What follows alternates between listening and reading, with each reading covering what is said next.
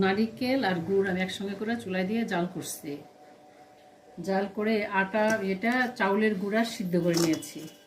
চাউলের গুঁড়া সিদ্ধ করে নিয়ে এখন আমি এটাকে দিয়ে পুলি পিঠা বানাবো।